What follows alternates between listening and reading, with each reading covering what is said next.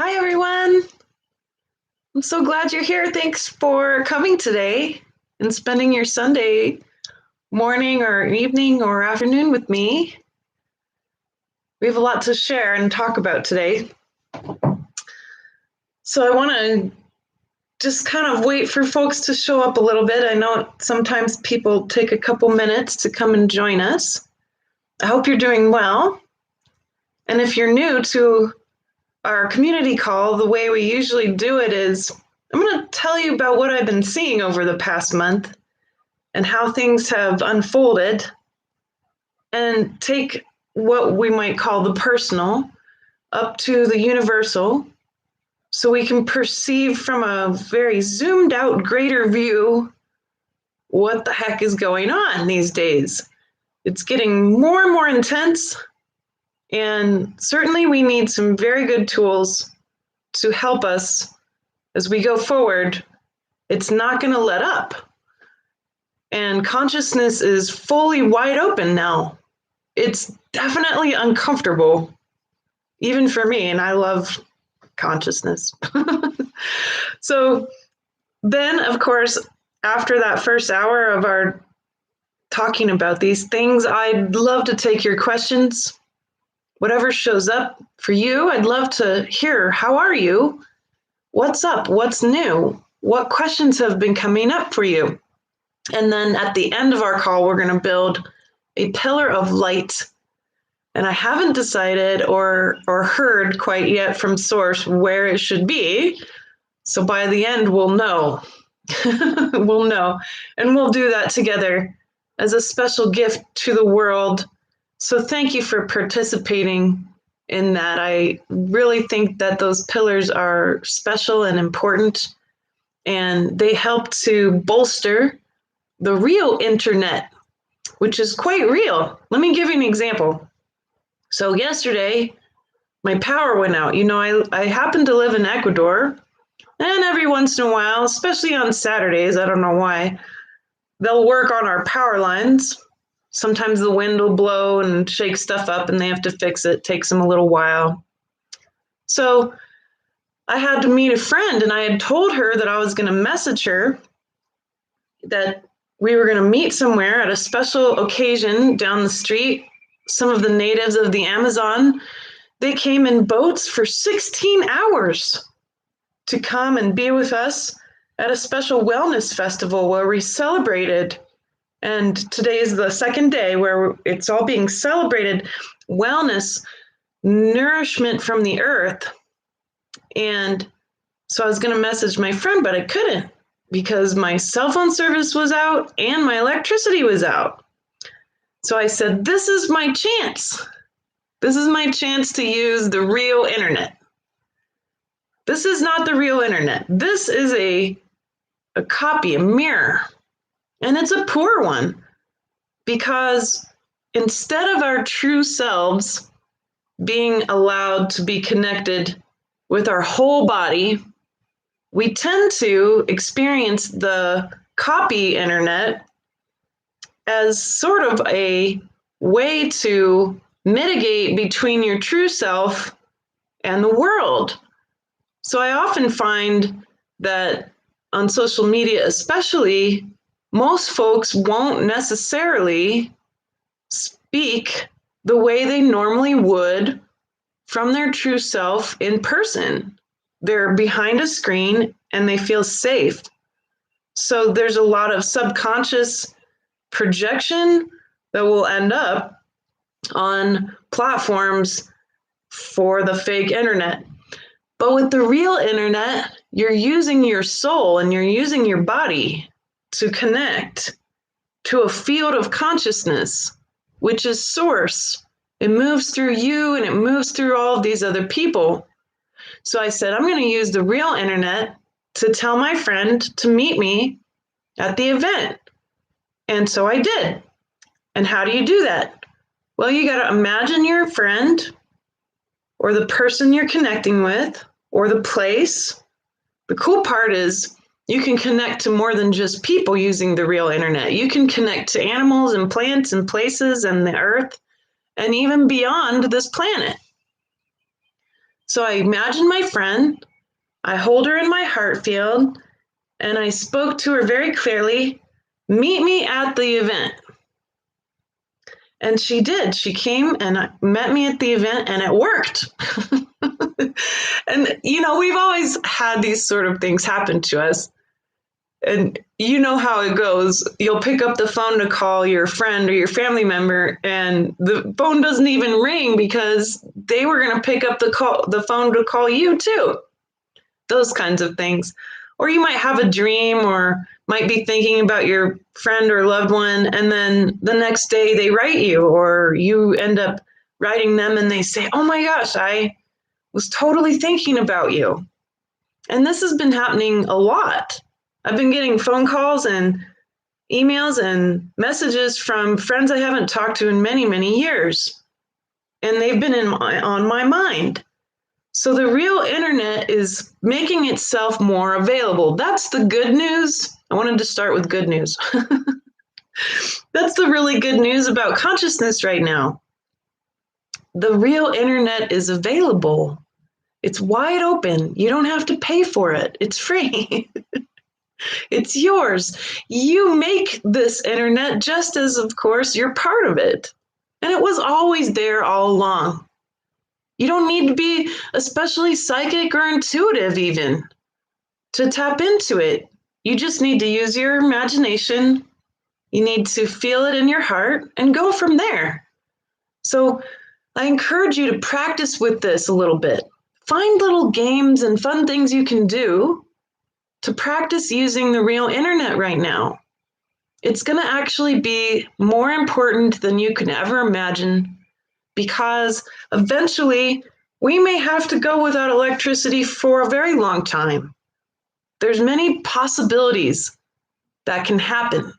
And that leads me to another point I want to make sure we discuss. There are a lot of different factors at play right now.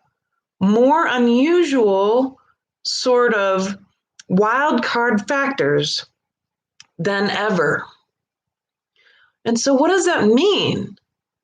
Well, as a predictive model theorist and a futurist, I'm always interested in how well can we predict the future. I was obsessed with it in college. That was my main academic focus. How well can we predict the future? How well can we understand how culture changes? How can we influence that change? And I haven't stopped being interested in the influence of change. That's why I'm encouraging you to play with the real internet. That's why we build Pillars of Light together every month. That's why we do this inner work all the time, and we focus on that as much as we can. It's a lifestyle of light. To go in and do your shadow work and keep moving inward to open up the dimensions from the inside out. This affects reality more dramatically than anything I could ever talk about, and it's going to have a huge influence on the future. You create, you're the creator being who creates this future, and it starts from the inside out. So that's always my number one. If you want to prepare for a better future, work on you from the inside out. And I have given you 2 resources in the notes, in the description of this video. The first one is something I'm going to discuss in a moment, but the second one is that set of tools that I personally use constantly to work from the inside out to make sure that there is less ego, less trauma, distorting reality, less projection from me, and more oneness, more clarity, more opening into these dimensions that are available in consciousness, more utilization of the real internet without feeling frustrated. And this is part of our healing from the inside out, of course. But I'm interested in preparedness for a future where there's many factors that are difficult. So I was laying in bed feeling quite sick over the past week, and I usually am not that sick for that long. So I'm just really happy right now to be feeling good. And I was laying in bed, and of course, my mind is my playground. So I start considering all these factors and trying to plug them in to the model that I developed in college over many years to understand how we might determine what's going to happen next. And what I found was something that hasn't happened before. There's so many outlier wild cards when it comes to our trajectory going forward that the model doesn't work for this kind of thinking. It works for a lot of different, more specific things like personal issues or maybe your business or those sorts of things. But looking at culture and the world as it's changing from a consciousness level, there's too many pieces at play for me to make that model viable. It becomes too complex to the point where I can't tell you what kind of trajectory is most possible. And this is exciting. Instead of being like all pissed off that my model didn't work for this, which is such a big thing to even try to apply it to, our future as a species, goodness. Instead of being mad about it, I got excited. I got excited because that means we're creating it right now. That means we have a lot of say over what's coming in the future for us. That means that no matter how good of a psychic you are, no matter how good of a scientist you are, you're going to be a creator being first. You're not going to be able to lean on your assumptions. You're not going to be able to lean on any models. You're not going to be able to make any good educated guesses about the future. That means it's in our hands. It's never been like that before. Over the past 2 decades, I've been easily able to apply these models and perceive big, huge possible changes with great likelihood. Never get to zero. You never do when you're predicting things. That's impossible. You never get to an absolute. But you can really get close. And in this case, there's no way. It's impossible. I think that's exciting news. That means that the creator being status of humanity is fully online. So that's more good news. The wild cards are out there, and you're the one who gets to play this game or not. And some of those wild cards are very physical. I follow Ben Davidson at Suspicious Observers. I consider him one of my favorite geniuses around. He's taken many different branches of science and combined them to understand what's possible for us as this huge change of the eras, of the ages is coming. And it's not just a change that's esoteric. It's a change that's actually deeply physical. And it happens every 13,000 years. And we're right in it, right this moment. You know, Ben points out that we're coming into a major time of solar activity right when our poles are at their weakest. Our electromagnetic poles are very weak at the moment, and we have a 25% chance that we'll get hit by a big CME or a big, huge flare or even bigger as all the suns around us in the solar system in our galaxy have been acting up because there's a large wave of electromagnetic energy coming from the black hole, the center of our galaxy, and it comes around every 13,000 years. And so we have this chance that our whole entire electrical system will just be offline. That's possible. And it's very real, and it's happened before. So we need to be very wise about this. That's why using the real internet is going to be really important. If that happens, we want to be prepared. But we need to be physically ready too. It just so happens that my father, and I'm so glad that he's my dad, One of these days, I'm going to interview him on New Earth Conversations, and I'm going to interview my mom too, and perhaps maybe more of my family. But my dad, especially, he and I worked together in 2017 and 18 over several months to compile a complete preparedness package full of as much information as you could ever want on how to survive anything at all. And it's meant to help you feel stable. Preparedness ends paranoia. Although it's really painful, especially for you empaths out there, I know it's hard to think about, well, what if this terrible thing happens?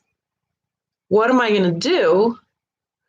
It will help you in the long run to be as calm and prepared and focused and ready for anything.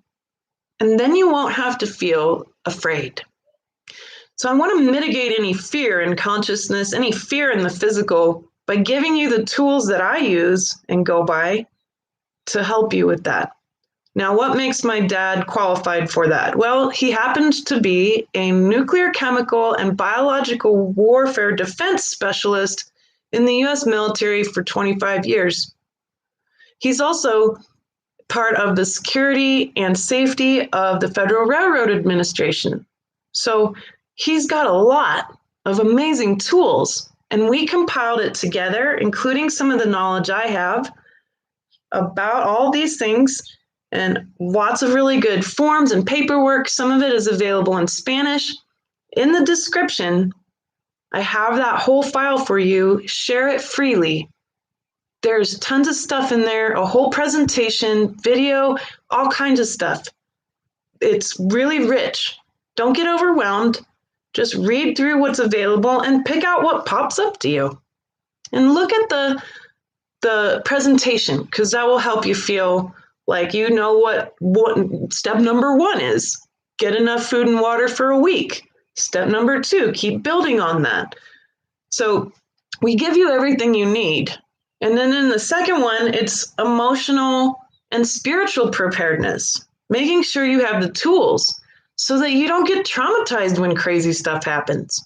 So you don't feel like you're panicked or afraid anymore when it comes to our future. You have tools, you have the strength.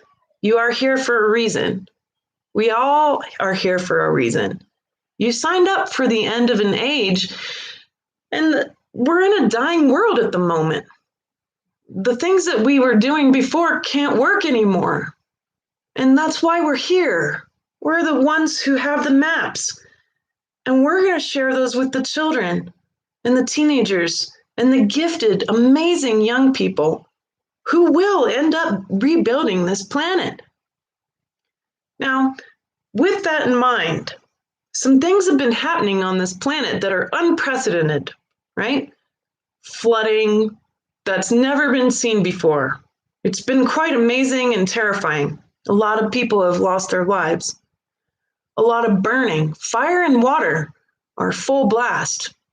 At the summer solstice, my teacher herself ended up hearing the earth say, I'm going to be bringing in water and light to cleanse the earth, to cleanse my body. And that's exactly what's happened. And it's continuing. Now, what's going on with that really? I want to go back in time and tell you a little bit of history so that you understand how we're going to move forward in a different way, in a more ancient and proper way, in my opinion, so that we can continue to live on this earth, but without this kind of destruction, where our houses are burning down or getting flooded out, right? Why is that happening? At the very beginning of time, for humans, we had an event that I would call a spiritual event. And there's going to be one that's coming up for us again. At the end of the experiment, we have an opportunity now to become a different species, a species, the human of light, Homo luminous. You've probably heard me talk about that. Homo luminous. Well, before all of that, when Homo sapiens arrived, which was a lot longer than people realize. There was, of course, a spiritual event that brought the Homo sapiens species to our planet so that our souls could incarnate in these bodies.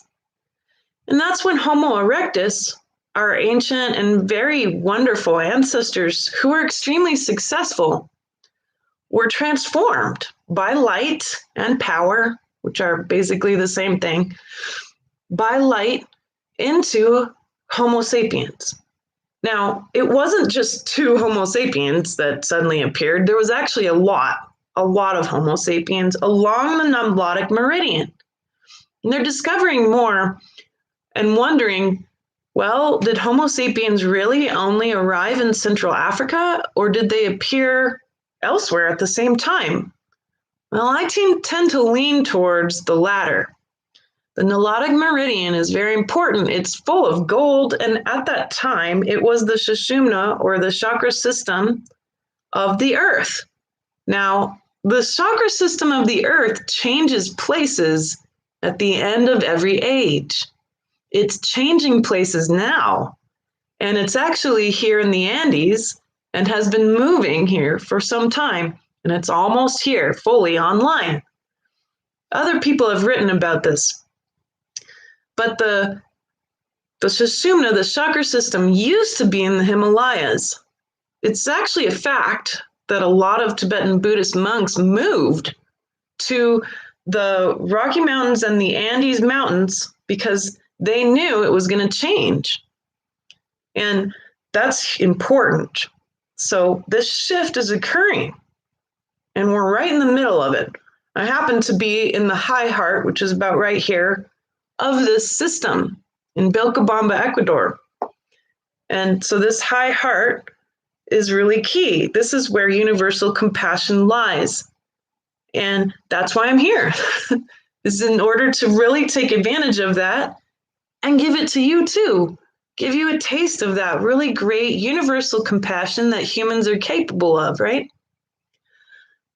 Now, back in time, the Nilotic meridian, it used to be the Sushumna of the earth at the time that Homo sapiens were brought into existence here on this planet. Many were there all at once along the north-south line of many different wonderful colors and shapes and sizes and phenotypes. That's the anthropological term for the way we look. Well, Adam and Eve were only one couple of many. That's why later, when Cain left, he actually went to a city that already existed after he murdered Abel. And that's important because that means that there were a whole lot of humans already there, active and creating civilization, not just Adam and Eve. Now, when the Draco came in to mess with the experiment, which was expected because that's something they've always promised they would do, they're interested in power over. It's actually kind of a sad story about who they are. The Draco used to be a very wonderful race, and because of the obsession with power, they split into two.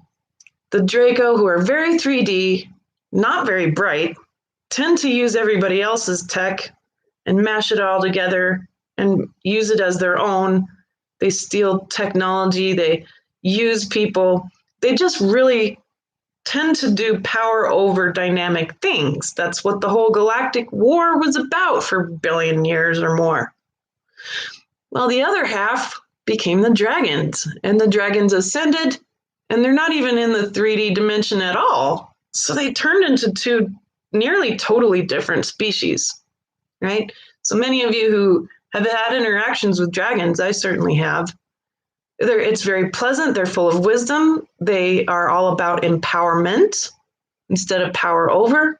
They couldn't be more different. Well, the Draco came in, and that's who the snake in the garden was. It wasn't just a demon. It was a very specific being, right? A very physical being. And in fact, there's carvings all over the world of this exact species, the snake people, right? They're huge. They have lots of different names. They're all over here too in South America.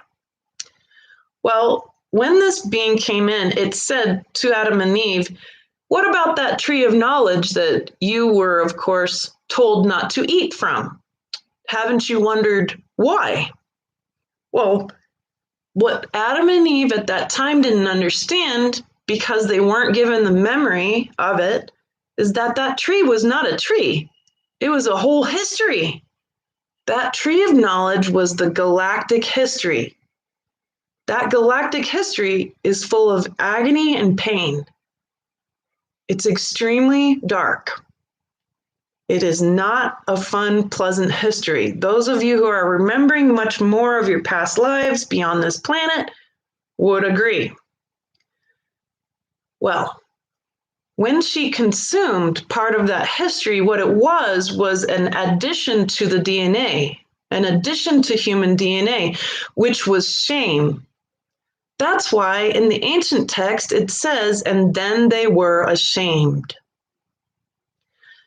Shame. She just took a small part of that galactic history into herself and felt shame. Not the whole tree even, just a small part of it, and felt shame. That's why it was withheld from the original humans. There was an attempt, for good or worse. We could totally argue that it was a terrible idea to keep people away from this history, or not. But at the beginning of the experiment, the hope was to have human DNA that wasn't traumatized so that we could experience what these bodies really are capable of, which is to be able to experience all 12 dimensions at once and maintain a very deep epigenetic memory and preserve the wisdom and learning of our generations in these very purified bodies.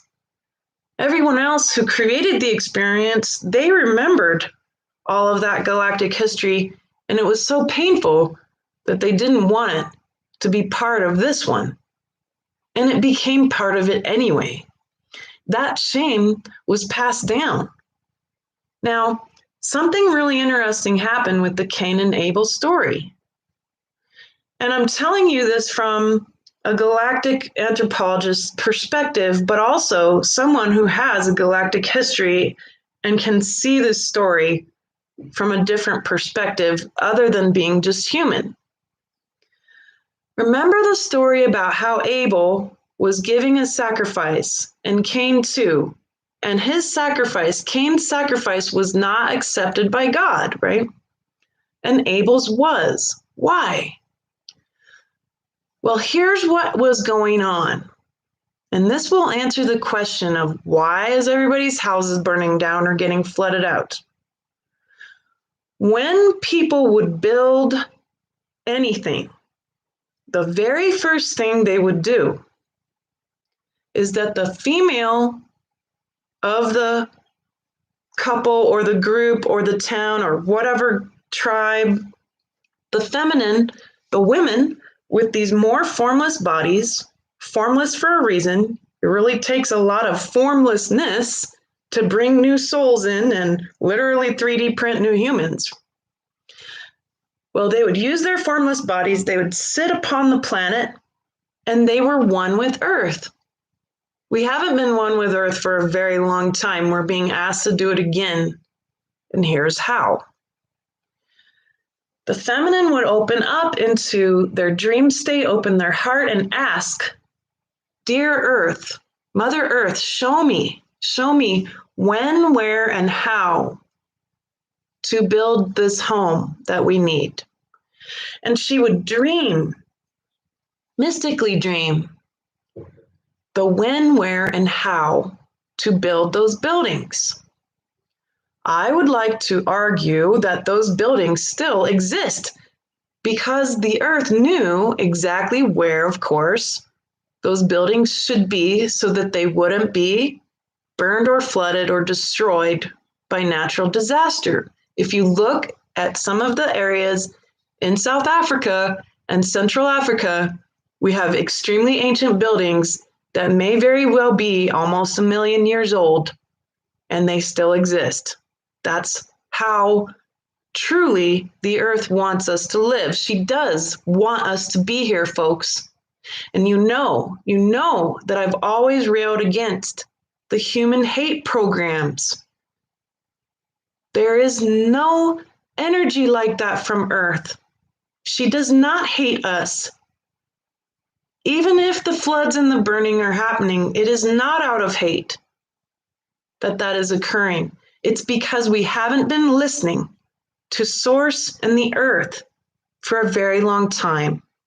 Now, once she would dream this, she would share it with the masculine so they could implement it when, where, and how the Earth was telling us to do it. And this is key, because if you look at the way our buildings are built now, the energy, the thought processes, the mindset of those builders often is actually very tragic. And what do you think happens when someone builds something and they're doing it so they can feed their family and pay the bills versus doing it with their whole heart and full of joy and love and appreciation for the elements in the earth and Source God, right? What happens to those buildings? Quantum physically, that energy that was going on in the person who was building it at the time gets written into the quantum physics of any building. That's why extremely ancient buildings have a very different energy. People weren't building the pyramids because they were going to starve to death if they didn't. They were building the pyramids because of love. They knew those pyramids were going to help all of their crops and all of those people because those pyramids were gigantic energy systems, right? And so this is a key difference. Why do those pyramids still exist and haven't been washed away by flood and fire?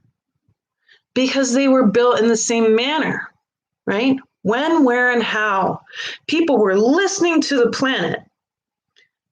And at the time that the pyramids were built, the Nile was right up next to those pyramids because the water would fill up all of the different areas underneath those pyramids. A massive city lies underneath in that sand that was built during the time of the Sphinx, way before Homo sapiens were even around.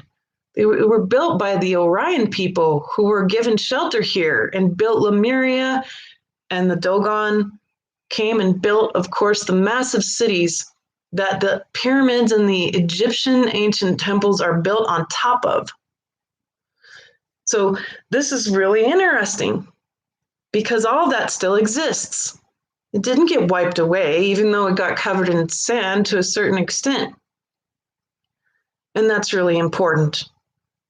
So this is how we can function from here.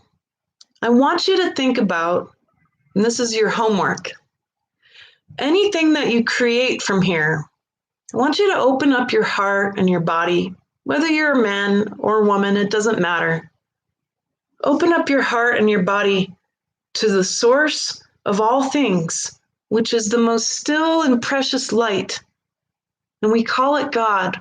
I like to call it Source God because it's not only a source field mathematically, but also the source of all life, all consciousness, all reality. Open yourself up to that. That light comes pouring in. It removes anything and shifts any energies that might be too dense for that light to move through. But that light is power. And the more you get out of the way, the more it can be actually manifest through you as a creator being in this world and give us a leg up so we can rebuild our planet and rebuild what has been damaged, but do it right. The next is to open up to the earth. She's so beautiful and so smart, and she's always had your back. I always say, just like Richard Rudd says, when you fall, who catches you? It's always been Mother Earth. She's there and she catches you every time you fall. She does want you here. She always has. She won't stop wanting us here. She wants us to grow. She wants us to change, and she wants us to live in harmony with her. She always has. That's why she hasn't kicked us off the planet fully yet. And she's not going to, because she wants us to be creator beings. So let's say if a solar flare does come our way, do you realize how powerful your electromagnetic field is? That if we were all conscious about it and allowed that light from source to move through it, that we could literally stabilize the electromagnetic field of the earth. Do you realize how powerful you are as a creator being? That we are capable of literally helping to serve our planet and our species, to protect ourselves from such an event that's so massive simply through consciousness? That's exactly what I think will happen. And it's not because my predictive model said so, it's because I feel it deep in my heart that that's what is going to help us up level into something great, greater than we have been. So your homework is to listen to the earth.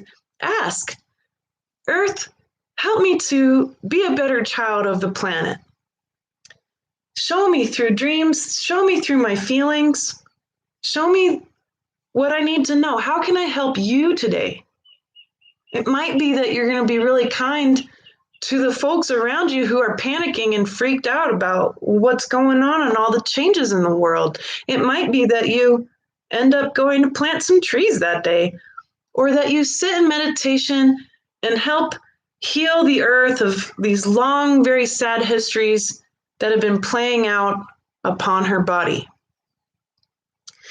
And secondly, everything you do can be woven through with light. Every email you send is a creation. You're building emails, right? When you're writing them, just as we build houses. And you can ask, I really want this to be a great creation. It doesn't matter if it's a single text sentence, right? It doesn't matter what it is that you create. Whatever words come out of your mouth, let them be light.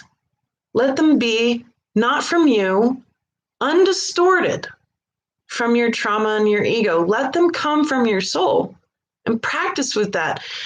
Don't worry about all of the crazy thoughts in your head that might be ruining the day. Don't worry about the trauma. Use the tools in the description to help you heal all of that. And if you have trouble with them, just email me and I'll make sure you get them, okay? Email me at elizabeth@seerandscientist.com if you have trouble getting any of those tools. Because there are tools. You don't need to worry. There is a way to heal trauma faster than ever now, and it's your time. If you haven't noticed, now instead of like 1 or 2 big shifts a quarter, we're getting thrown into 1 or 2 or more big shifts every month now. Every week, probably every day coming up towards the next solstice. Be prepared for these shifts so that you don't get traumatized by them. Use those tools. And this energy, this light, which is there already, your job is to make sure the lenses of your ego and your trauma don't distort it, so that everything you create is full of light. That's the job right now. That's all you have to do. Don't worry about rebuilding the planet. We've got roadmaps for that. There's the people here to do it, and they want to. My children will be rebuilding, and I'm here to teach them how. And we might do some rebuilding. Those of us, you might be a lot older than me and you're still here with roadmaps, with clarity. Your job is to be as clear as you can without the ego, without the trauma distorting it, so that you can share this wisdom that you have. And that's the job. That's the job at hand. Making sure that everything you do is as impeccable and full of light as possible. And not beating yourself up over it, because that re-traumatizes you when you do that. So when you notice those programs of, I didn't say that right, it's too full of ego, or I'm just too traumatized to even say this correctly, or I just don't want to do this. This isn't easy. Just notice that in your body. Allow it. Welcome it. It's a part of you who's frustrated and wants to be perfect. And especially those of us from the West, we tend to have that perfectionism issue and we beat ourselves up so bad. That's because it's an old program of human hatred to make us dysfunctional creators that get so obsessed with our own flaws, we can't even do the work we came to do in consciousness. It's all a big trick, a big ploy. Don't fall for it. Bow to that part of your mind and say, thanks for trying to help me, because that's all it was doing. Our ego and our trauma, it tries to help us function in a dysfunctional world. That's why we can't depend on them, because they're trying to function in a dysfunctional, sick, corrupted structure and system that's falling apart. We got to put our attention on what is real. What is real, right? That's why it feels like there seems to be two different worlds happening right now.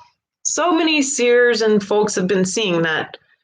But the thing is, it's not separate. They're not going two directions and then we're just like not going to see all these people, or there's going to be some separate planet, or no. It's more like, here's the real world of nature and power and light, and your creator being status, you're functioning from a soul level instead of a trauma level. And then there's this plastic wrap, this fake plastic, not real, frustrating energy that's not impeccable. It's no different than if somebody plopped you into a little fake plastic world and you think that it's real for a while until you realize there's no light or energy coming from this. This is not nourishing. You can't plant seeds of consciousness and joy in this. That's why all of us are really over it. We're over it. We've said enough. Enough is enough. Enough. I want my hands in real dirt. I want to breathe the real air. The real world is not a concrete world full of skyscrapers. The real world is not drones bringing packages to your door. The real world isn't full of people who are dismissed as useless workers. That's not real. What's real are the composting oranges in your backyard. What's real are the worms and the bugs. I found a scorpion in my sink yesterday. I was like, I hope it's not an omen. No, it's not. It's just Ecuador. But I was like, hello, scorpion. This is real. This is real world. You know, that scorpion is just a scorpion. It's part of the real world. There's no hatred that I have for the scorpion, though I'm sorry it was in my sink because it didn't last long with my husband around. So here we have real world. You got to get dirty. Got to get stronger. You got to prepare. You got to be able to think about how you're going to serve and help your neighbors who might not have the same mindset as you. And that's something that I'm getting a lot of emails about. People are really freaked out because they feel like they don't have any say, their voice isn't being heard, and that there's so much confusion and politics and difficulty and a lot of turmoil and anger that's going around. There's no more respect. People are finding that they're losing a lot of friends, and this isn't how we're going to survive. So whatever it is, remember that when people might be in deep frustration, they don't have the tools. They don't have the tools to deal with their trauma. And they've been, a lot of them, most of us have been pent up for an entire year or more, or even longer. They've been pent up and angry at the way the world is being run, and they feel powerless. And what do powerless afraid people do. They act out, they lash out, they're traumatized, they project. Don't take that personally. It's not personal. This is a universal creator being who is trying to understand their experience through the lens of trauma and ego. And what is ego? We got to really be specific here. We know what trauma is. All of us have trauma. And our job is to just work on that trauma, like cleaning up trash bags until it's just upkeep so that you're not traumatized by crazy stuff happening in the moment. And that's what I can promise will happen.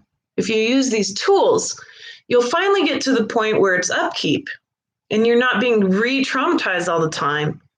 You're going to be sure not to have trauma when big, crazy things happen. You'll be the calm one who's like, all right, I know what to do. Let's do this process so we can move forward and be clear about how we're going to function, right? That's you. That's what's possible for you. And your body too. The more you work on your trauma, the better your body will feel. So if you're not feeling well, a lot of times it's trauma that really keeps us down. I have not found that any single one of my illnesses did not have a root emotional cause, folks. Every single one. Even the weird ones. And so there's that, of course, but as you're moving forward, you need to notice, are you attached to anything? Oh, by golly, we have a lot of attachments. I work especially on my attachments to the things I love the most, my children and my husband and my family.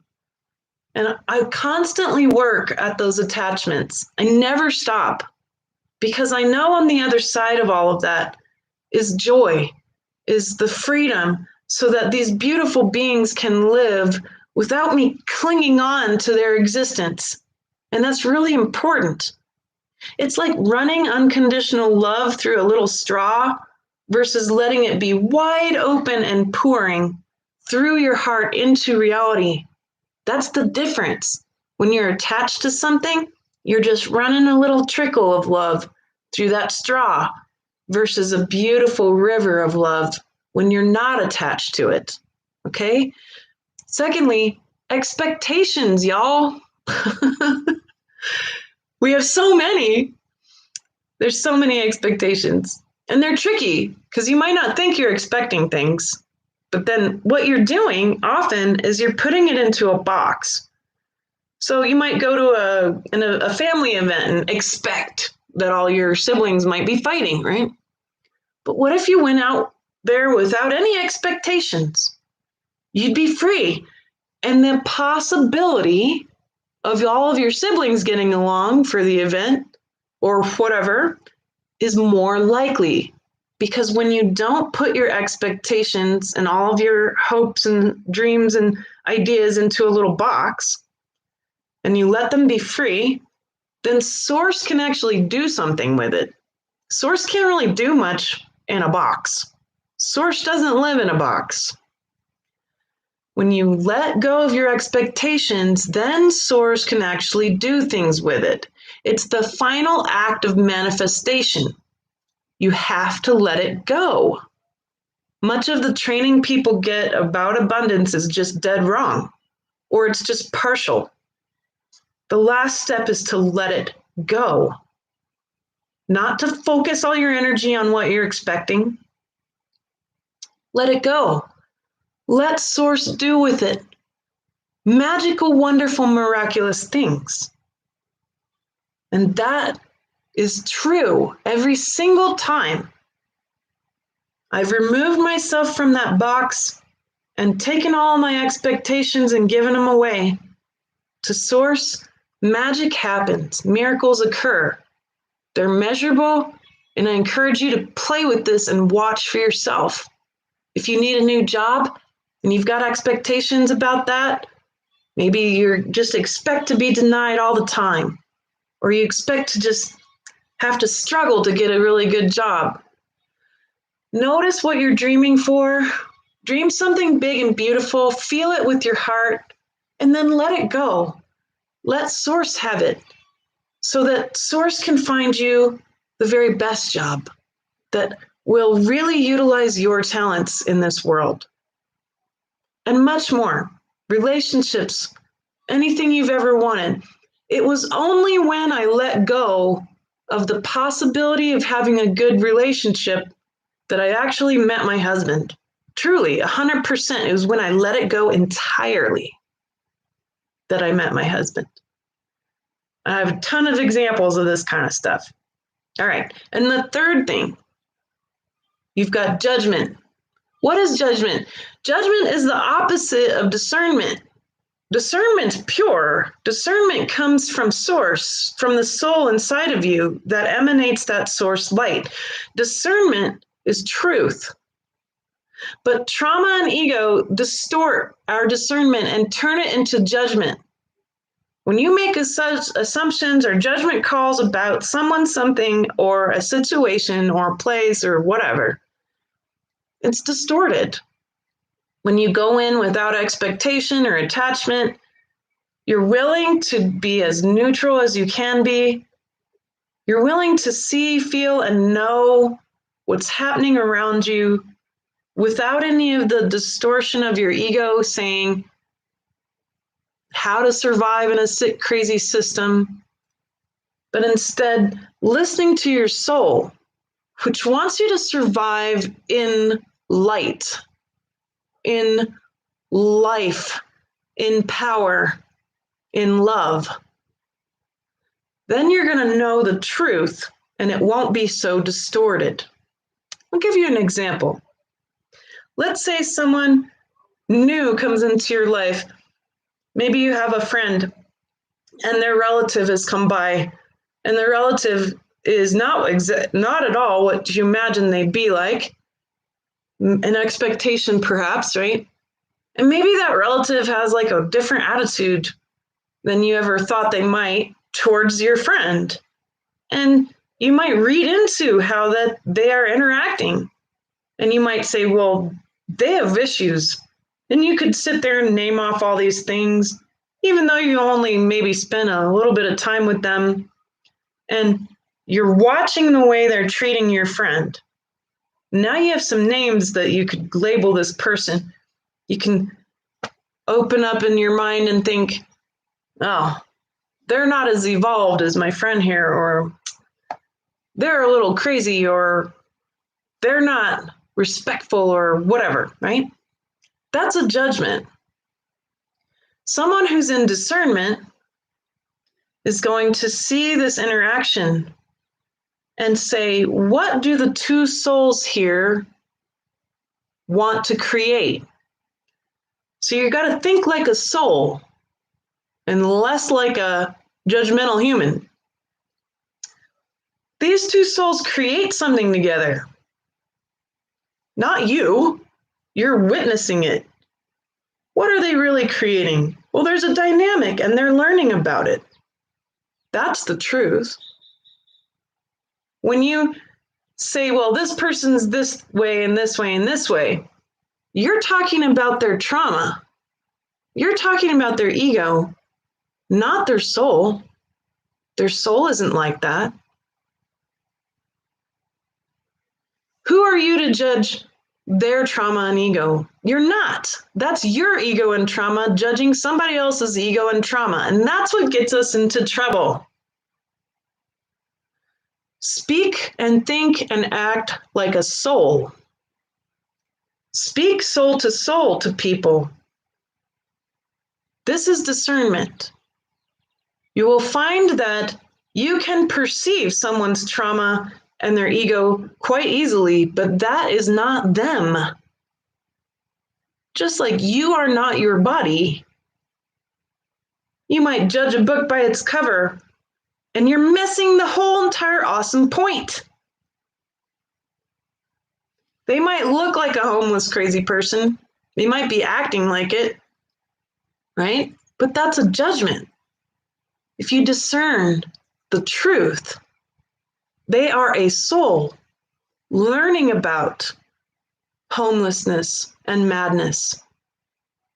And what energy comes from that? Compassion. Compassion for everyone and everything, not judgment. Souls are the truth. They are the creator beings of this planet. They happen to look like humans in a body with egos and trauma. The last thing of ego that we can work on is resistance, and that's the most tricky. We resist functioning as a soul because the ego really wants your attention. It wants to help you survive in a crazy world. So trying to not resist being a soul is pretty challenging. And a lot of times our illnesses are often caused by resistance to some kind of change, resistance to more and more formlessness around us, resistance to letting go of our ego and our judgments, letting go of our trauma that distorts reality. Those are like lenses that are really layered, and you can't see the true light of reality when you have these big, thick lenses of ego and trauma on. It's so distorted. And we can notice that in others, that they're wearing these lenses, and that might be why they're acting the way they do. But it's not the soul. It's not the soul. The soul's learning. The soul is a creator. It's creating that situation so it can learn. And it's much more deep and complex than it seems at first glance. So notice resistance. It'll mostly show up in the body.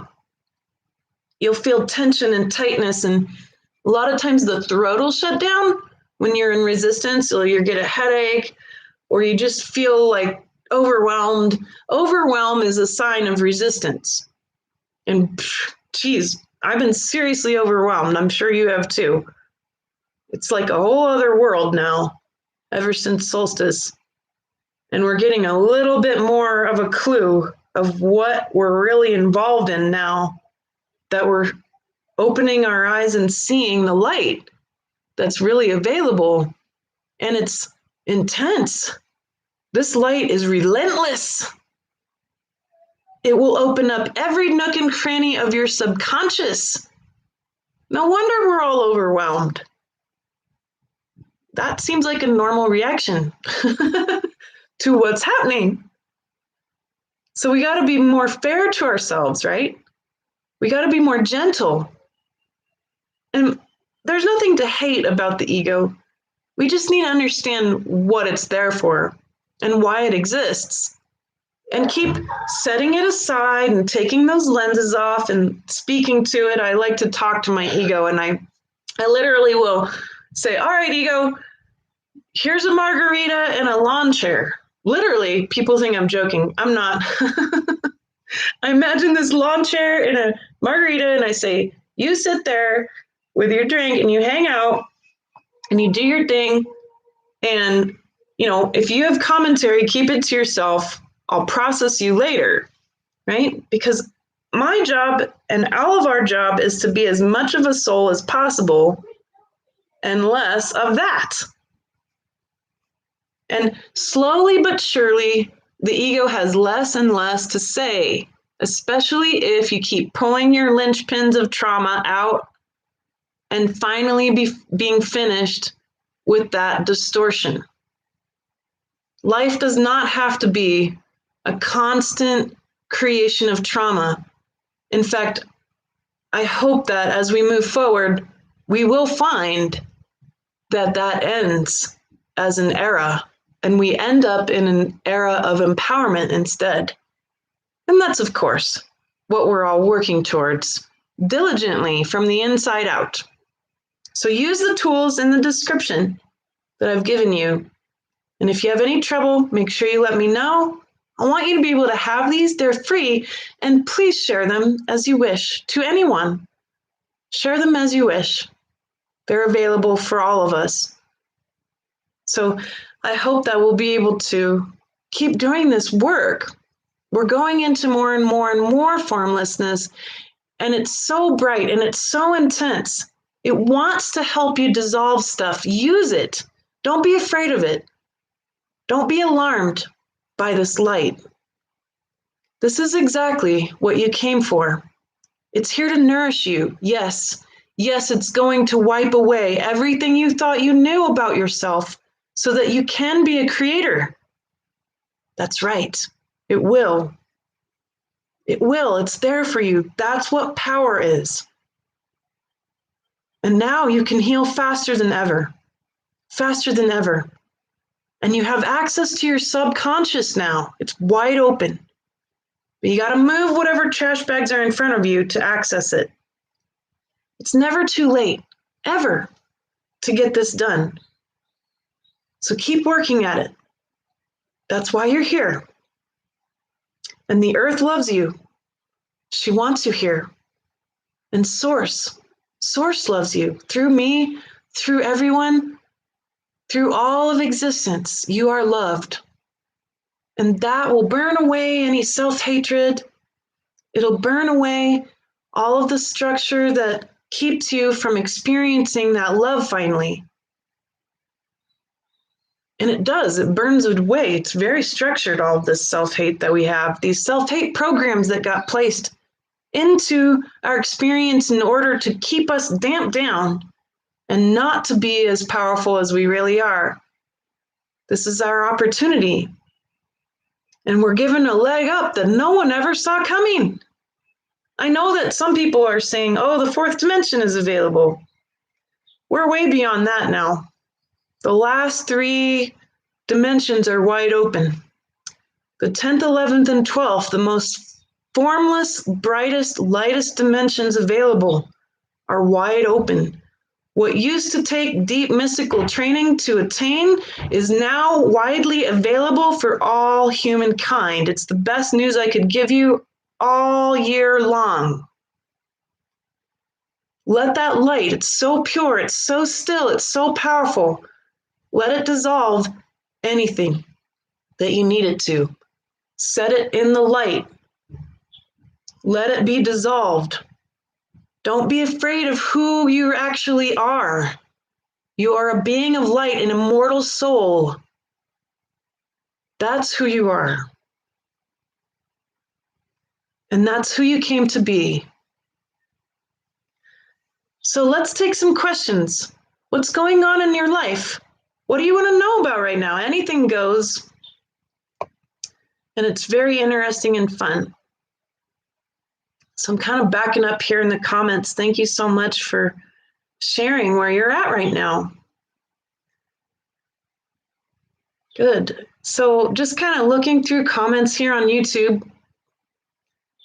Yeah, and I would say someone's pointing out lots of creative and sexual energy coming up. Yeah, that's right. And the root of the body is opening up, right? I've been feeling it too. And, you know, don't misconstrue it as like being horny, okay? It's actually power that's moving through you.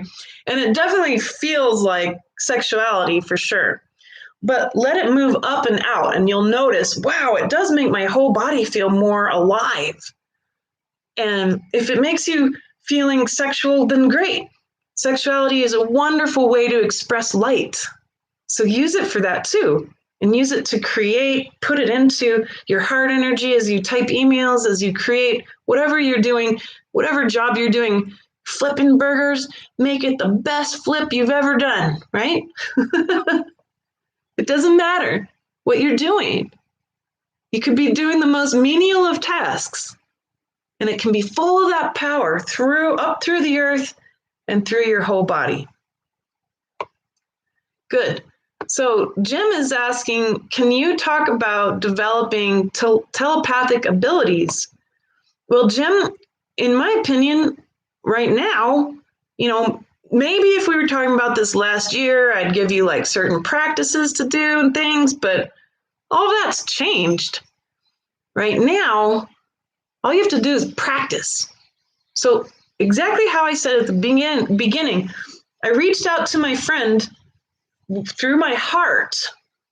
A lot of people misunderstand telepathy. They think it's only coming from their head, and it's not. It's a full body experience. So that would be like the main difference. from classic discussions around telepathy. Use your whole body from your heart and then imagine your friend and then send a message. And don't have any expectations about it, okay? Don't have any expectations. That'll ruin the whole experiment. But keep playing with this. Do it however you want and play with your animals too. Animals are totally open. They don't have any egos, so they can hear you. No problem. And they've been listening all along. But that's how I would suggest. Start from your heart. Feel the person or the place or the thing that you're trying to speak to. Feel the animal or the plant. And then imagine them and speak from your heart through your mind. And that's the key to making sure we can take advantage of this and just play with it. See what happens. Don't expect anything. Don't expect an answer. Just see what happens.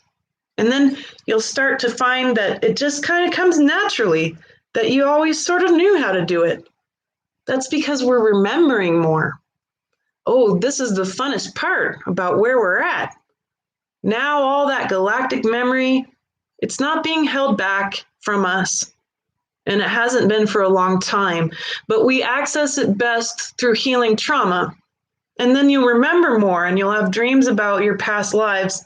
Or if this has been your only life, you'll feel more connected to reality. And you'll be able to access what's available in consciousness. The cool part about the real internet is that anything I have ever learned is not withheld from my soul, by my soul, and anything I've ever learned is available to you. How do I know? Well, we have a very special set of events that occasionally happen, especially over the past 100 years, as humanity's been awakening and becoming one. We reached finally a global consciousness, and now we're headed into a galactic consciousness, where all the memories and wisdom of the galaxy will be available and are available. But for example, in around 2017, 2016, I was developing a different idea for anthropology, the study of humanity. And I said, I'm really interested in how quantum physics affects human consciousness. I think I might call that quantum anthropology. That same exact time, there were a bunch of other people around the planet thinking of the same exact thing. Some of them happened to be university teachers in the Czech Republic who wrote a book and published it that same year called Quantum Anthropology. All these people at the same time on the planet came up with the same idea. And they had no contact with each other. We have lots of examples of this. Nikola Tesla was one of 45 people that the CIA was keeping their eye on because they were all coming up with the same ideas about energy at the same time without contact with each other. This is the real internet. Everything you've ever learned is available in consciousness. When you make a breakthrough, everybody like you has that available to them now, has an opportunity now to utilize your amazing breakthrough, whether you know them or not, simply because of quantum entanglement. This is becoming more and more a fact and more the real living playground, the real internet that we're part of. So that's why, whether or not you share this with anyone, your inner work is so key to human consciousness. When you make those big shifts inside of you, when you heal that big, hard, traumatic event within you and you free yourself, that becomes available to all of humanity so they can do it too. That's why, again, it doesn't matter if you end up on YouTube or as a teacher or anything like that.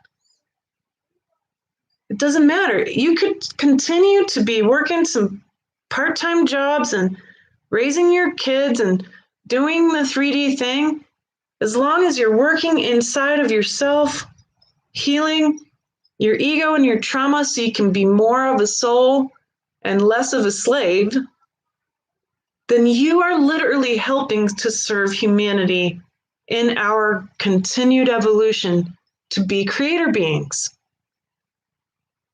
So keep up the good work. You're doing the best you can. And I hope that you'll take advantage of the tools that will help to support this even better and faster than before. So thank you, Jim, for such a great question. Kind of going through some more here. Yeah, so I like what Marty's saying. You know, Marty's pointed out that there's a need right now for some attention, some light on the unmarked graves of the Native children.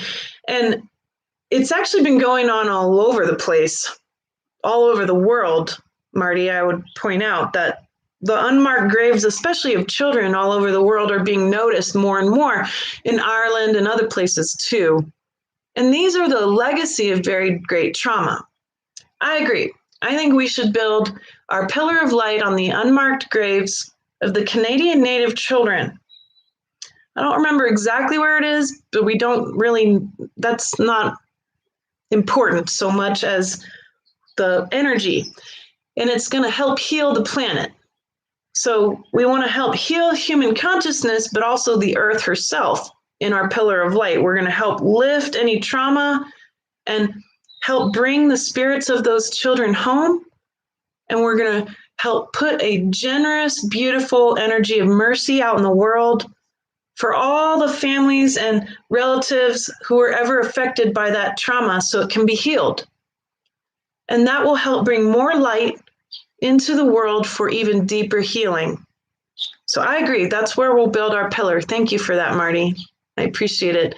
The children are so important, and that's really key that we can heal that. It's wonderful. Good. So Diane's pointing out, for the past 2 days, I've been pulled from the path of leisurely writing a fiction novel to writing a self-help book. Things are falling in place quickly. I think that's kind of key. Notice that. You might be pulled to shift a little bit of what you've been doing to try something else. And if you resist it, you won't feel well and things won't work. It's been happening to me too. I have all these specific things I do, and yet I'm being asked to change something. And that might be the big shift that I need to move into. And if I don't resist it, my body won't fall ill and I'll be able to put what is needed for consciousness out there, right? We're acting in selfless service by being willing to shift or change on a dime in order to bring consciousness through. Now, what if Diane never publishes the book? Doesn't matter. She's writing a self-help book and it's available in consciousness every single sentence she types. It's being published in consciousness. So cool. Be willing to do a little shift or a big one in order to bring whatever's needed in consciousness out. And then when you're finished, you can go back to writing your fiction novel if you like, because that might be exactly what some people need too in consciousness. And it'll be at the right time. Divine timing is very real. And through this divine timing, which exists in every second, even if you think it's perfect or not, we end up in perfection nonetheless. Very good. Good. Sorry, James, I didn't mean to say CME and not explain what I was talking about. Coronal mass ejection, which is otherwise known as a solar flare, or even at its great extent, a miniature nova. And again, Ben Davidson at Suspicious Observers, he's got the very best playlist you could ever want to know about all this stuff and how it works and what the risks are as we live on this planet. Just like every planet, we have to kind of think about these things because, by golly, we're in the time and age for this big shift to occur. Very good. All right. Kind of going through more of these comments here.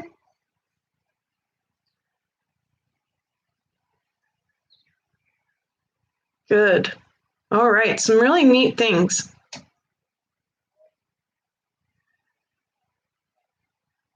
So, NT, I'm not sure who you're talking about. You're asking for a list of people you check in with. Not so much people as the Earth. So I always say, like, dear Earth, what do you need from me today? And then I check in with consciousness or source consciousness. What's needed from me? We need to be in service. And as we're in service, this ends up creating a lot more energy and light because it doesn't feed our ego when we're in service. Very good. And that's right. The preparedness package is free and it's in the description. Marty's asking me about billionaires going to space and planets and things. Well, that's all just a big, really interesting situation because they've already been there for a very long time. If you're not sure, go learn from Catherine Austin Fitts and you'll change your mind. All that's just a big show. And, you know, don't worry about billionaires. What about the trillionaires? You'll never know who they are. It's all just a big show. I'd call it like the Truman Show. That's really what it is. It's not real. It's not real at all. The truth is way crazier. Learn from Catherine Austin Fitts and learn from William Thompson. And he wrote a really good book that will also help you understand what's really going on, especially in space. Good. So continuing to read these beautiful comments. Oh, good. Colette says, scorpions are totems of death and transformation. Hey, I'm in. The death of my ego and the transformation of me into a soul, a creator being. Sounds good. All right. I love, Diane, that you have all these images of rainbow light. One of the blessings I give my children at night, we created a blessing of our own. And so I say, dear Source God, please fill my Kendall and Ada are my daughters. And I say, fill Kendall and Ada's bodies and souls, bodies and fields with nourishing and kind, gentle and loving, sweet dreams and rainbow light. Amen. That's our special blessing every night. And why do I say rainbow light? Well, rainbow light has it's like a tool set. It's like a complete tool set. Each quality of light, each wavelength of light, which, hey, is also a sound. Light and sound are the same thing. And it's expressing an element. That's the real trinity of quantum physics. Light and frequency and the elements all are the expression of the same thing. And those heal people. It's greatly healing and powerful to use different qualities of light. Many light workers know this, but play with that. Here's a way for you to play with it. I've been teaching my children to meditate. And what I'll do is I'll say, what would it be like if you stepped into a place that was only one quality of light? So I'll say, pick what color of light we're going to go sit in today. And so the first one, my littlest one, said, baby blue light. So we went and we imagined that we were surrounded in baby blue light. And how did that feel? Well, we all felt like we were floating in the sky. Or how does it feel to sit in white light? How does it feel to sit in pink light? Or purple light? We did orange and we did red, and it's really cool how different they are and what an effect they have on the body. Play with that. That's a nice, easy way for you to get a hold of this rainbow light and all of its juicy, awesome attributes, your very greatest tool set, and then feel the frequency. How does it really feel in the body? That's the frequency of that light. And sometimes you might be able to sing or speak that light. people might call that light language. And that's very fun too. That can act as another healing agent on your body and your family's body. So play with that. That's really fun and wonderful, easy way for you to play with your experience and what is available, which is light of all qualities. Very good. Nico's having bad migraines, and a lot of people do. Migraines are just terrible, and I really understand that. You know, we've got also Patricia's been struggling with balance. You know, it's really difficult when you are having stuff going on with your head. And so here's something you can play with. Ask Source, ask the earth, what quality of light can help me heal? It turns out, Nico and Patricia, that the very nice, bright, living green light, often available through plant life, actually helps migraines. I want you to go look that up. They've been doing all kinds of interesting studies, and green light turns out to help migraines and chronic migraines and imbalances in the brain a lot. It really helps. There's stuff out there. Go dig it up the best you can, but do what I like to call green light therapy. Go sit under a tree and allow that green light through your eyes. That's how they were healing the migraines. People doing gazing on a very specific quality of light was healing people's major constant migraines. It's very interesting that you brought that up and that we also were looking at light as a healing agent. Green light can help you very much with through the eyes with your migraine issues, with imbalances and feeling vertigo or feeling wonky as well. Give it a shot and see what happens. I even bought a pair of green lens glasses because one of the studies was showing it helps physical pain too. And it certainly elevated my mood and helped me feel better and good. So give that a shot. It's a nice, cheap way to help yourself. So if you can't purchase an actual green light, get some green glasses and see how that goes. Experiment. You're a spiritual scientist, just like me. So give it a try. Try anything, right? To help you get through the hard stuff like migraines, which are so tough and debilitating. But it's possible that light can heal all of us. We know it is. It's a fact.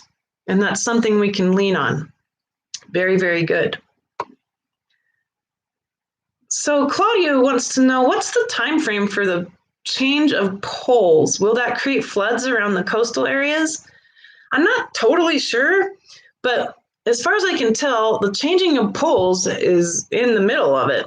The South Pole is actually going to be here off the coast of Ecuador, and the North Pole will be off the coast of Indonesia. That's a big change. So the flip is occurring right now, which weakens the electromagnetic field of the Earth. The timing, Ben Davidson can answer that better than I can. He's the genius who knows more about this, and he'll be able to explain how long it takes, where we're at right now, and what we can expect, what the possibilities and percentages of trouble along the way might be. And Ben has big maps where it shows you where flooding might happen and where climate is going to shift. We're headed into an ice age, and it gets really, really weird and warm at first before we head to this ice age. So it's going to be really interesting as things unfold, to say the least. So give that a shot and look at that. And I hope that Ben can help answer that question better than I can. I really got to defer to the experts in certain areas, and I'm really blessed that I get that kind of opportunity to understand this science. But I want to make sure you get it like the right information, and he's the one who can help you the best around that subject. Very good. And so just moving through these comments and questions, which are really cool. Mark is pointing out a really interesting comment that came up, like a message that came through sleep. I don't know how much longer I can maintain this body. You know, I want to point something out, that the last triad of dimensions is wide open. In mysticism, we used to be trained, and now it's sort of like that training is available to all of you. It's not something like that is withheld to mystery school anymore. In order to merge with the 10th, 11th, and 12th dimensions, which are so formless, you cannot march forward into them. You have to surrender to them, right? And they're very, very still. They're very still. So when you become more and more still, the body, who's full of movement, freaks out and thinks it's going to die. That's a lot of times what's happening. And you just got to coax your body through meditation, which is the stilling of the mind. And to maintain it, to have a really good still mind, you need to have a still emotional body. So those tools for emotional processing are in the description. A still emotional body will help you, and a still mind will help your body not to panic as you become more and more one with light. Then your body won't freak out and think it's dying. I'm not surprised that you got that message, Mark, because I too have had the same exact things happening over the past couple of weeks. My body's flipping out about how still I'm asking it to be. It's resisting it. It doesn't want to be still because it equates stillness to death, and it's not. You're very right. It's kind of like the end of the ego, and it's going to fight you, and the body's going to react. Just be very gentle and merciful, and do your best to still your mind through prayer or meditation, and still your emotional body through processing. And you'll find that it gets easier and easier. It does take time and effort every day to create this state of ultimate stillness and the end of the ego. That's just what mystical work is all about. So if you're willing to do that, you'll find that your body won't resist you so much. And the body is going through a big change. It's being forced into light. And light is coming. More light is coming than you can ever have imagined. And it's so intense. It's such a big change. So no wonder our bodies are saying, I don't know if I can keep this up. It's okay. You just got to keep loving this beautiful body of yours, guys. It's such a precious thing. This DNA is so special. If you only knew how coveted, how precious this DNA really is in this galaxy, if you knew the history, then you would do the very best you could to love this body just as it is and keep doing this work of stillness. And it will help you heal. I found it to be truly miraculous what can happen. You're on the right track. Good. Chris is saying, I'm really having a hard time to sleep, resisting sleep. Do you have any insight about why I seem to procrastinate going to bed? Even though I don't have insomnia, is this my body fearing death? You know, Chris, that's interesting. What I'm perceiving is a little different. It's not necessarily the fear of death. It's that sleep is actually sometimes, especially now, there's like a whole other set of dimensions that you have access to as a soul when you're asleep. And even if you don't remember your dreams, you can wake up feeling exhausted anyway because it's actually work. I tell people I'm just too psychic to sleep because when I do sleep, it's like I'm awake. My dreams, like last night, I had dreams about all kinds of weird interdimensional stuff that was going on, and it was a lot of work. I woke up feeling like I just worked all night, which I did. That was real. But still, like, be really nice not to have to work while I'm asleep. That might be going on. There might be stuff that your soul is doing, and you just end up getting shot into this whole other thing, even though you might not remember it. So we got to negotiate this stuff. We got to say, hey, I really need some actual sleep. And bow to your energetic creator self who's like, I don't want to sleep. I don't want to go do that. Or I don't want to go be bored. I've got stuff to do. Maybe that's coming up. Don't equate boredom to your reality, because oftentimes boredom is just you not being used to being at peace. Really, when's the last time you've been at peace? Peacefulness, we often will say, well, I'm just bored now. And it's because we're not used to being at peace. And so if your creator self is like really busy and wanting to create, negotiate with it. Let your body and your soul know, hey, there needs to be some sleep. And I cannot just always work 100% of the time. So keep having this discussion. Your body will listen to you. Use a heart command in the evening and say, dear heart, please lift any excess creative energy out of my field and body now.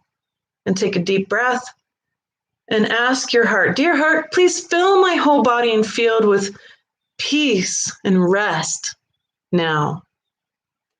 And then take another deep breath. And Chris, be sure to meditate. If meditating before bed will help you to stop procrastinating sleep or to have better sleep, then do it then. And maybe do it twice a day. Do it in the morning and before bed. But meditation will help you to stop procrastinating and avoiding sleep. And it will help you to go deeper and help you to really rest that body right now, who's going to be going through a lot of changes, and that body really needs that rest. Very good. And so, continuing to look through our beautiful comments. So Marty asks a good question about the pillar that we're going to build in a little bit. Will it impact the Catholic Church and various governments? Well, yeah, of course. All these things were constructed by humanity. Anything that has structure that is human influenced will be influenced by light. And we can just trust that light will reach all of these things. No one thing that humans has created is totally perfect, nor is it all 100% evil. No one thing that humans have created is 100% anything. There are parts of the Catholic Church which are full of light and beauty and important knowledge and wisdom. There are parts of government that are full of justice and care and light. Just as there are parts of anything we've all involved ourselves in that are not full of light, that are corrupt and difficult. There's no one thing that's 100% anything, including ourselves. But we can trust light. If we build a pillar of light, the light's going to get to where it needs to go, the densest parts of reality. It's not up to you to control that light. It's up to you to create it and allow it to do its job. Very good. So Daki's pointing out that we have this interesting situation where she's skipping ahead through the far future where we have a homo luminous brain shifting into an all-access experience consciousness. Well, I would just say right now, we need to practice it so that when it becomes available, we won't resist it and become really, that we'll suffer. We'll suffer if we resist. So we need to practice an all-access brain. I just keep it really simple right now and start with that heart-based internet connection. and just start with sending goodwill to the people and places in the world that need it. Whatever shows up in your attention. Maybe you're reading an article about another set of graves that were unmarked that were found, or reading an article about all these churches that get burned down, or reading an article about a riot, or about all these really hurt and sad people, or another painful episode of something or another, right? It might come into your consciousness, or maybe it's closer. Maybe one of your friends just lost a loved one or something like that. Then that means that it needs your attention, which means it needs light. So you can hold it in your heart, put attention on it, and ask for light through your soul to move into it. Dear heart, please bless this situation, this place, these people with light now. Let it get out there to the exact right places it is needed. I trust that fully now. And take a big deep breath and imagine that light being available to them. That's an all access experience. Start there. It's in service. In order to really have all access, we need to be in service to that light, to humanity, to evolution, to the earth and consciousness. That's how we practice. So we won't resist an all access brain. Okay? Great. And so, Michelle, help for healing trauma. Look down into the description. It'll say emotional and spiritual preparedness. Read that document. Use the links and the ebooks that I'm giving you for free there. And it gives you step by step on exactly how, and easy tools, easy ones, easy. I don't make tools that are difficult. Otherwise, I won't even use them. But the tools down there in the description, I use every day. And it works. It works miracles. And many thousands of people have successfully used them too. Please enjoy, Michelle, and share as you wish. And if you have questions about how it works, email me. I know it sometimes takes me a long time to answer your emails, but I do answer them, and I try to get to it as best I can, as quickly as I can. So be patient with me, but I've got your back. Good. Okay. So Michaela's saying, how do I assure my ego that we will survive? Lots of past life trauma about persecution. Good. In my opinion, go into and use the tools, especially the very last one, Michaela. It's called Healing Genetic Bondage, or Healing Our Genetic Lineage, okay? And I think that's how I said it down there in the document. It says at the bottom, Healing Our Genetic Lineage. Use that tool to heal the genetic trauma of persecution. You don't need to convince your ego of anything, all right? That's not your job. Your job is to become more of an immortal soul who doesn't need convincing, who actually knows and understands what death is. All the ego's afraid of is that it doesn't understand death. So it's afraid of death and it's afraid of non-existence. The ego wants to exist. In fact, there's parts of your ego that literally keep you breathing. And we kind of need them if we're going to live in these bodies. We don't throw out the entire thing. But there are structures of ego that literally just keep you breathing so you don't have to think about it, or literally help you to do a lot of things. That's why when you go in really deep meditation, you'll find that you don't need to breathe as much because you're bringing your body more and more into stillness, and it stops panicking because it does know it's still going to live. But that's the thing. Any fear of lack of survival is simply a fear of death, and that's one of the things that has distorted our reality more than anything. There is no death. Destruction is change. You're an immortal soul, my friend. Your ego doesn't need to be convinced that it's going to survive.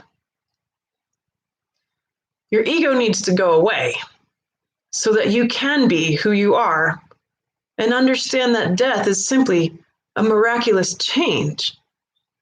It's just a transformation. The end of the fear of death will be a great freedom for you, my friend. And you'll feel lighter and brighter and more one and more happy, more calm, less panic, less overwhelm. Really dig into that fear. Heal your genetic lineage and memory, and you'll be able to heal your own experience and your own ego experience so that you can be who you really are. Someone that doesn't die, but simply changes. And even more so, having a conscious death. It is a real, actual thing, and it's wonderful that that is available to us. A beautiful and transformative death. That's something that we can all work towards now. Good. And so then we have, I really like what Healing Connections is saying. How do our emotions play into what's going on in our world? Well, emotions are frequency. And so if you're feeling pissy, like the other morning I was just grumpy, right? That's going to affect everything. Well, what I watch very carefully in consciousness, because I can psychically see it, is how my energy, my emotions literally cause my family, who are the closest to me, to vibrate at that level. So when I get mad, everybody else gets mad too. Or when my husband's grumpy, it just resonates through me and I can feel that emotion. That's how powerful it is. And it doesn't stop there. It moves out beyond you, out into the field. And that's why collective empaths often have a lot of trouble, because you're feeling all the emotions of the whole collective all the time. Here's a quick trick to help yourself stabilize emotions, therefore cleansing or at least refining the frequencies that you're releasing out into the world. Do a heart command and ask it to shift. So you might say, "Dear heart," this is what I did the other day when I was grumpy. "Dear heart, please lift all of my anger and my frustration right now out of my body and field now." Then I took a deep breath and then I replaced it. "Dear heart, please fill my whole body and field with stillness and light now." And take a deep breath. Do it as much as you need to do. And then you'll find that everything's still and you become more clear-headed. You can perceive better what the real reason for your frustration might be. A lot of times it's because a trauma was triggered in the subconscious and you didn't realize it. So then you can go and use those tools that are available and emotionally process that so that it doesn't come back and make you feel grumpy again. That's the process, and it works. And it's fast. So give that a try and see how that feels. Rochelle's asking about med beds. And I've heard about some of that. But Rochelle, you don't need the med beds. What do they do? If you've really looked at them, that technology, what are they using? Frequency and light. You have a med bed already. She is under your feet. It's called the earth. Here's how you can use that. Lay yourself bare upon the planet for as long as you can each day. And flip yourself like a pancake. Lay on your back. Open yourself up to all the light from the sun. And let the UV, for just a few minutes, come in and help cleanse your embodiment. UV is very cleansing as a frequency of light, right? The frequency of the earth, full of negative ions, will also begin to heal you. Then flip yourself over and do the same thing. Allow yourself to really be there, available, putting your mind into the earth. Allow yourself to experience the planet underneath you and let the light work on your back. And then, if you can, during sunset or sunrise, do some sun gazing properly. Don't stare at the sun, folks. That's not what sun gazing does. But during that last hour of light, there's an infrared, a far infrared light that comes through. It can help heal your mind and your body. Far infrared has been proven, especially by Dr. Wunsch, which is, I'm probably saying it wrong. It's German for wish. Dr. Wunsch from Germany, he has proven that far infrared light can completely regenerate the body, very deeply, in fact, all the way through into your organs. And when you receive that light, you have your own med bed. You have it already. It's called the sun and the earth, my friends. Don't wait. Don't wait for some trillionaire to generously give you access to their tech. You don't need it. You are a human of earth. You have everything you need. All you need to do is use it. Be in love with what you have. The physical planet and the beautiful sun and all of its light is here to heal you. Use it every day, and you won't need anybody else to hand you some tech, right? You have it already. Good. So, one last question before we build our pillar of light.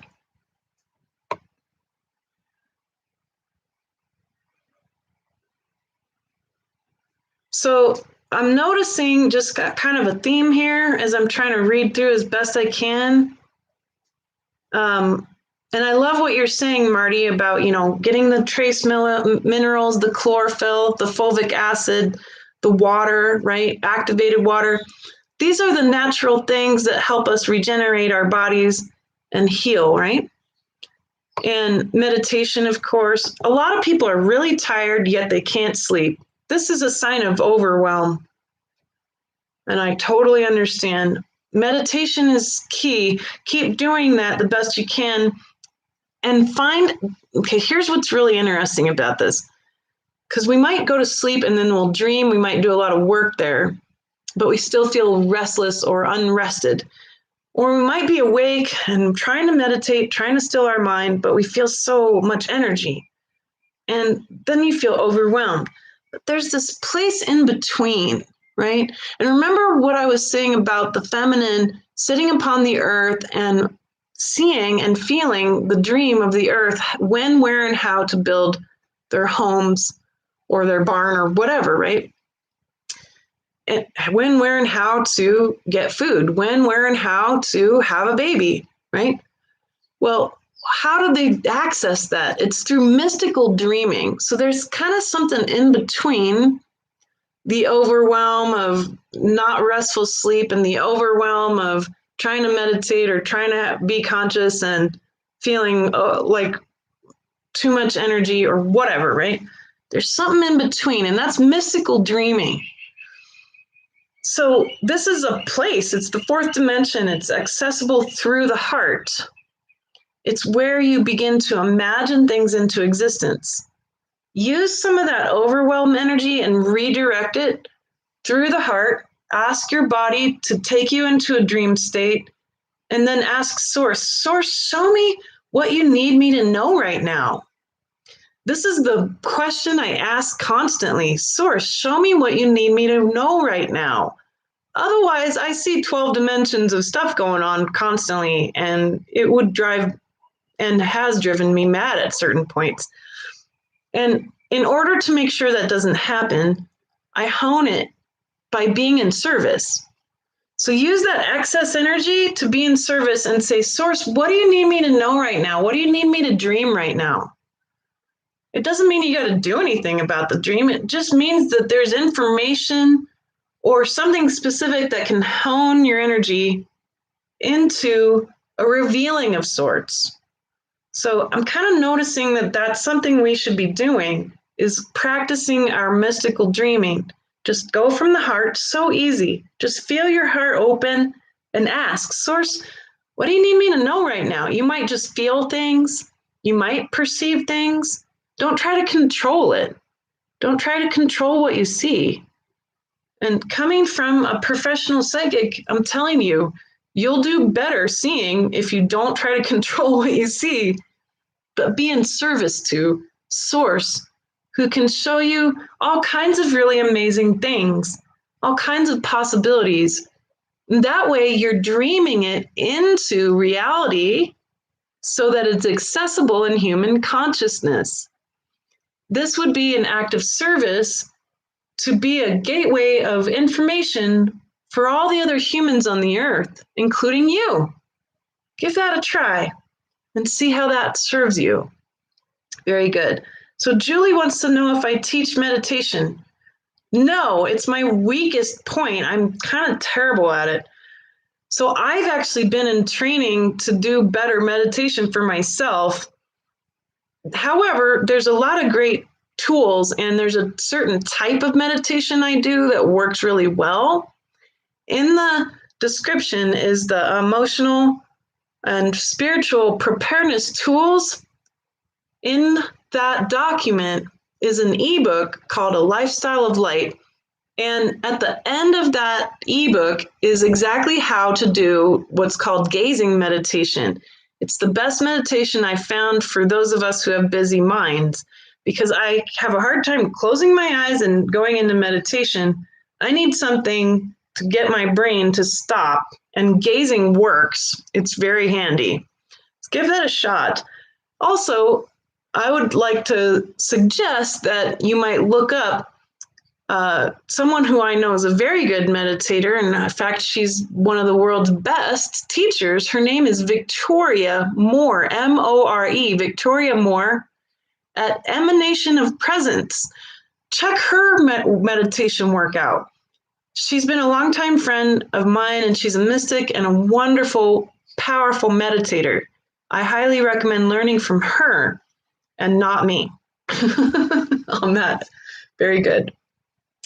All right, my dear friends, wonderful comments, and I'm sorry that I couldn't answer everything. But, you know, Lucy, you're exactly right. Anything that you're doing to heal yourself, including meditation, helps to heal the planet, okay? Everything. We're healing the planet right now. Isn't that amazing? We're healing each other. You're healing me. It's not a one-way street. We're all transmitting light. We're doing it together. And that's why we're here. All right, let's build this pillar. All right, let's go to Canada.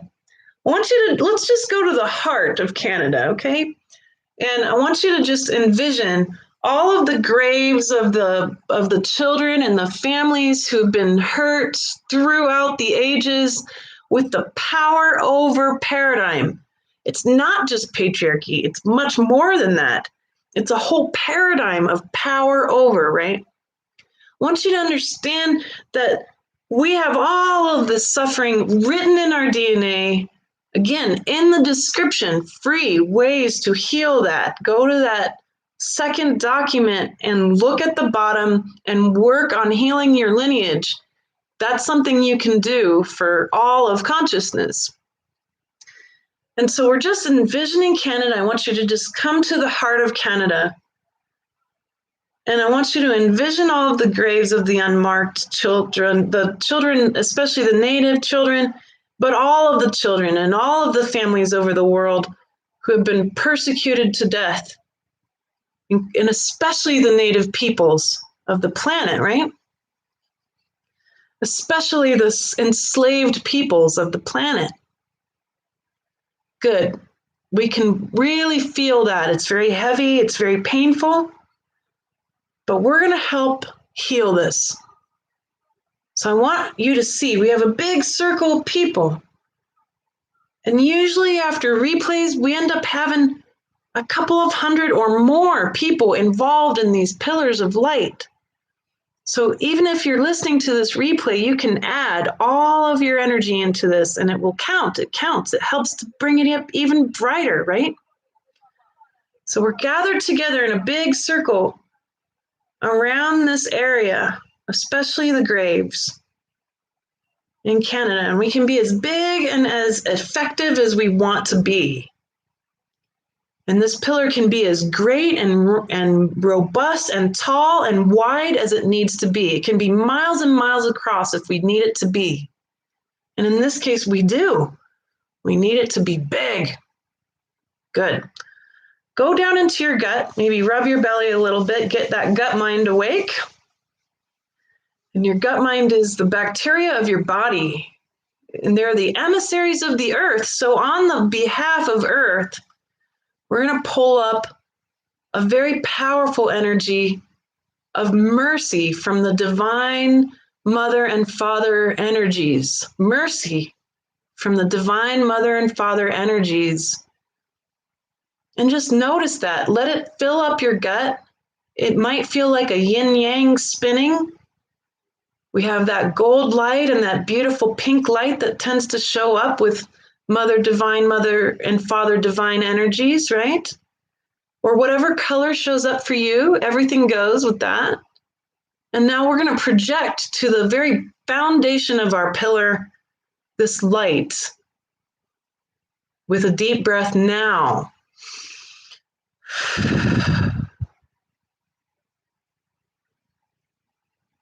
Wow. Okay, so every time we build a pillar, I like to describe what I see because it's different each time. You might see something or feel something different, but I like to just tell you what I perceive. And I saw something really cool. I saw that light of Mother, Father, Divine, kind of like a big, huge doorway that opened up, and it opened, and there was this massive like blueprint, a fractal of light that went out across the planet. And it looks like a blueprint. It looks like a really cool 3D or multidimensional 5D even blueprint of how to live through the gateway of Mother and Father Divine Light, which is merciful. And it's like this big, huge opening of available information on the how to be a human of light. We want that. And by this mercy, by this wanting to heal our genetic pain that we've experienced, the oppression, the deep, terrible, sickening oppression that humanity has faced, we can end up finding something beautiful on the other side of it, which is a new blueprint, or maybe it's an ancient one, right? A blueprint of how to live, a mystical blueprint of a harmonious humanity. It's really cool. And it has a lot of that rainbow light that's going on too. Wonderful. Good. Come up into your heart now. Touch your heart. Another brain of yours. We've got 3 brains. And we have our heart, which is so expansive. Now, I want to say something important here. Sometimes forgiveness is not our job. Sometimes forgiveness is not our job. So it's not necessarily up to us to forgive the persecutors, the prosecutors, the oppressors. But we have compassion.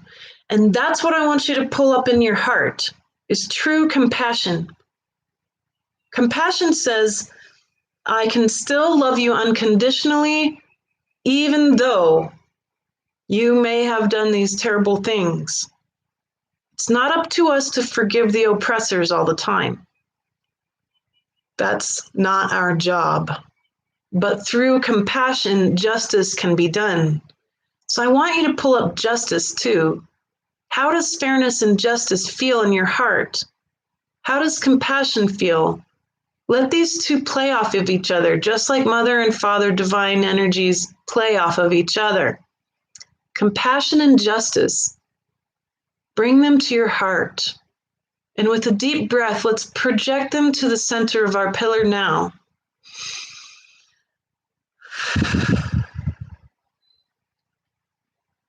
Wow, so that energy went out. It was very powerful. It looked like a violet flame. And those of you who study the power of light, the violet flame is a very purifying energy. It's a purification. That's what compassion and justice can do. It's a purification. And it went across the planet and then it went up and out beyond this planet. Why? Because compassion and justice are needed not just on Earth, but for the whole galaxy. So we are doing a service for the whole galaxy right now. Good work. All right, let's come up to the last part of our pillar. We're going to include the whole upper dantian, your throat, your third eye, all of your senses, your crown, everything outside the self as well, your aura. And we're going to ask for the next piece of our pillar. And I see a very specific quality of light, and it's peace. Peace feels like the most beautiful, bright, blue, clear sky. Peace feels like stillness. And the souls of the oppressed and the persecuted and the enslaved, they crave and desire peace more than anything. It's natural for us as humans to crave and desire peace because we have been persecuted and oppressed and enslaved for eons and eons. And we need that peace to reconcile all the polarities of oppression and power over dynamics. I want you to bring up peace in your mind now. Let it expand through your whole body. And with a deep breath, project it to the top of our pillar.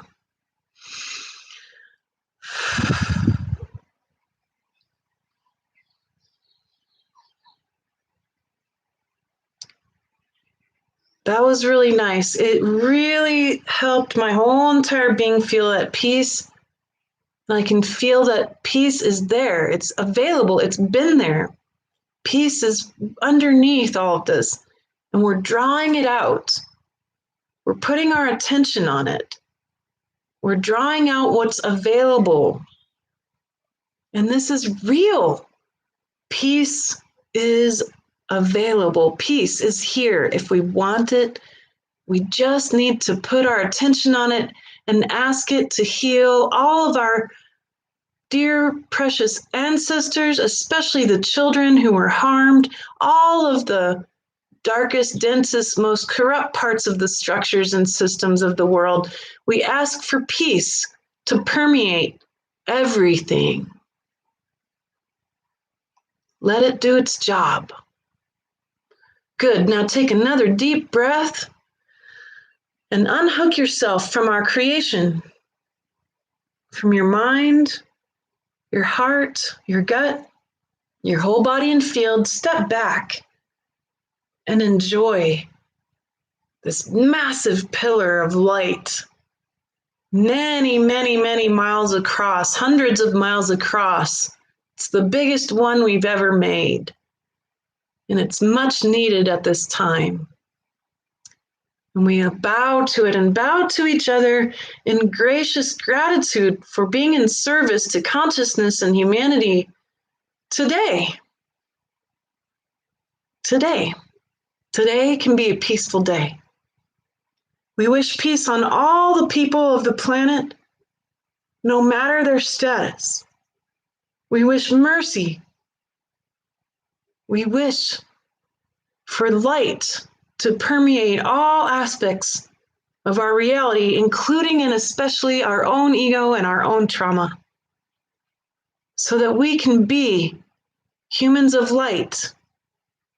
Before any big shifts come to throw us into it, let's walk, or rather back into service of this light, to serve this light fully and 100% to be this light as we endeavor to become humans of light now and truly create this next era of empowerment, a new paradigm, a new age, a new earth. You are the creator of that. You are New Earth. It's happening now through you. So thank you. Thank you for spending time with me today. Thanks for listening. Thanks for asking questions. I hope that you'll get a hold of those documents and all of that juicy info in the description and share it as you wish. Share it as you like. Play with it. Experiment. You've got nothing to lose and everything to gain. To be a spiritual scientist now. We're in it together. Very good. All my deepest heartfelt love to all of you, my friends. Thank you for all these great comments, and I love all of your experiences. And you're right. All the children, including your inner children, can guide you. Trust them. The children are pure. They don't have any ego. And they are able to guide us forward. We can trust that. Your inner children can help you to heal the best. And you can reclaim having fun. It's not too late to have a true childhood of wonder. It's not too late, ever. You are a child of Earth, a child of Source. You always were. And we never stop. So let's have some fun and actually have some peace, right? And I hope that you'll be able to sleep and dream and play with Earth and go out there and use the light, use the planet. That's your med bed, my friends. It's always been there. And it will help you heal. It's such a precious thing we have right under our feet. And she just loves you so much, just as I do, though probably more because she's bigger than I am, so, and older. But I love you, just as you are. And I deeply appreciate you joining me today. Thank you. Namaste, and we'll talk soon. And next week, next month, the last Sunday of each month, we meet again. And if you've got some time, on the 31st of this month, I'm going to teach you how to navigate the dimensions with the first part of a 2-part class. The second part will be happening next month, August 21st, I think. And the first part's the 31st of this month. The second part will be really juicy too, where I'm going to talk about all sorts of different dynamics and how to really get to know these dimensions, which are so important because they will help you to fully become a human of light, Homo luminous. That's what we're shooting for. And if we can embody all of them, and I want to show you how fully to access your human right as a fully 12-dimensional being. I want to show you how, and that is a great foundation for us to know how to dream and receive the information we need to rebuild our planet and rebuild our human experience. So I hope to join you then very soon. And of course, again next month. Bless you, my friends. All my love. Namaste. Mwah. Bye-bye.